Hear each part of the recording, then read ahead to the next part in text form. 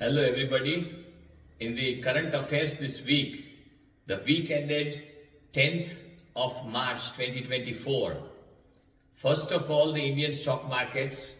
The Indian stock markets, Nifty was up by 0.7%. The Nifty mid cap was unchanged. The Nifty small cap was down by minus 1.7%.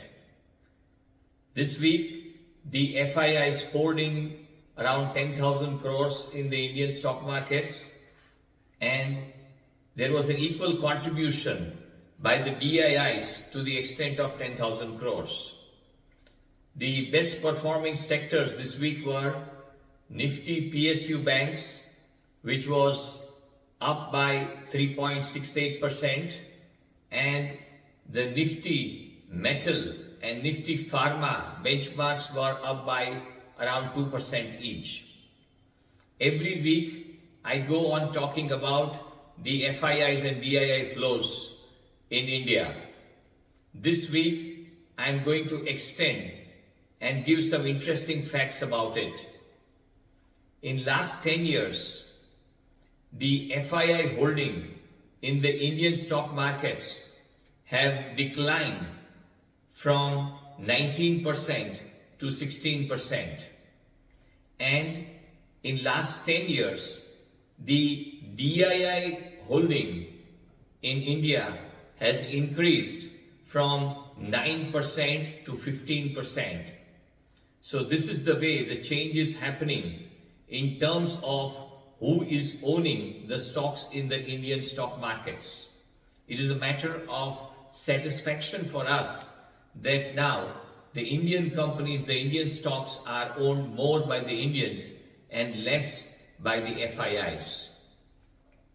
The FIIs, as per the statistics available as on December 2023, they are holding 74% large cap stocks, 14% mid cap stocks, and 8% of small cap stocks.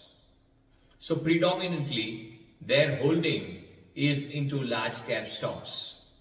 Their holding in large cap stocks has marginally declined from what it was last year, and their holding in mid cap and small cap stocks is marginally up. But they continue to be major holders of large cap stocks.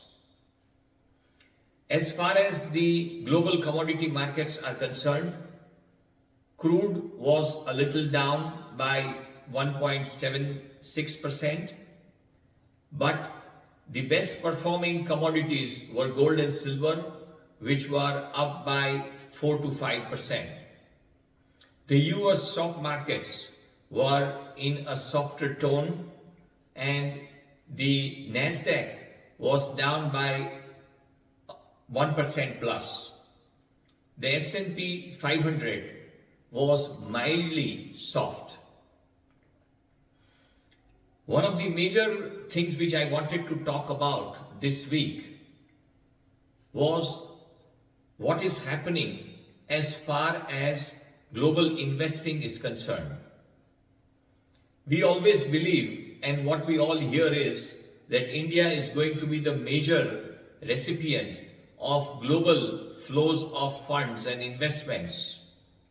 Yes, that's true, but we have a competition, and the competition is from Japan.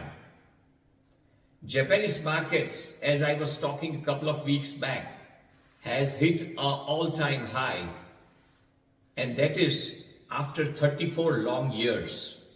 But their march of getting stronger and Nikkei scaling new highs is still on. The reason attributed to it is that the Japanese companies are going to be the major beneficiaries of the advent of artificial intelligence, and their profitabilities are going to improve.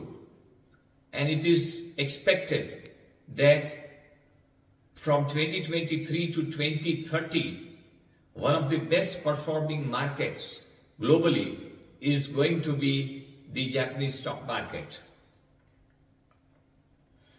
Nvidia, which is manufacturers of semiconductor chips, has surpassed Saudi Aramco, and now it is the third most valued company globally.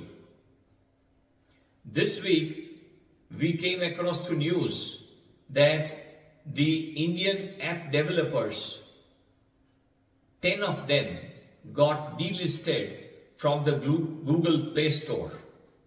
And to our surprise, their revenues on account of they being delisted from the Google Play Store came down by to the extent of 40%.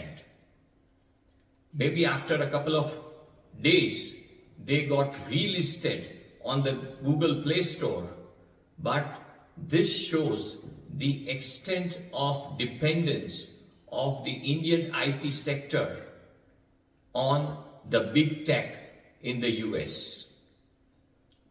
This is all for this week. Thank you.